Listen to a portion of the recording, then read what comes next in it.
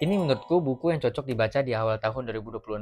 Hai teman-teman semua, aku Rian. Di sini aku mau ngebagi hal-hal yang lagi aku pelajari dan semoga itu juga relevan untuk kamu.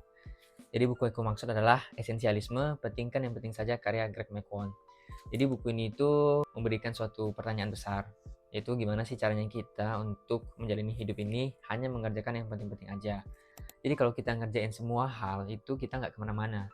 Tapi kalau kita fokus, pengalaman hidup kita itu akan memuaskan. Di sini Greg itu berargumen, untuk menjadi seorang esensialis itu ada 3 cara. Yang pertama itu harus eksplorasi, yang kedua eliminasi, dan yang ketiga itu eksekusi. Greg itu memberikan contoh seperti ketika kita akan merapikan rak pakaian.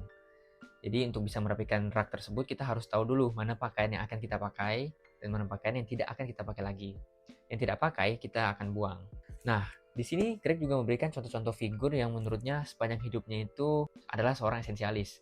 Seperti Mahatma Gandhi, Buddha Gautama, Yesus, bahkan Nabi Muhammad. Kenapa? Karena pada fase-fase hidup mereka, mereka itu fokus menjalani peran mereka saat itu. Sebagai contoh Nabi Muhammad, ketika belum menjadi nabi, beliau itu fokus berdagang dan belajar. Ketika Nabi Muhammad menjadi nabi, beliau itu fokus mewartakan wahyu hingga akhir hidup beliau. Dan di buku ini menurutku ada 3 top pelajaran ya yang bisa diterapkan di tahun 2026 ini. Yang pertama adalah kita harus berpikir kalau jika kita tidak secara sengaja memilih pilihan hidup kita, maka sedikit demi sedikit hidup kita itu sudah dikendalikan oleh orang lain. Sebagai contoh, misalnya kita menjadi orang yang gak nyamanan, selalu bilang iya ke semua hal dan semua orang. Sebenarnya, perilaku itu sudah membuat orang lain itu mengendalikan hidup kita.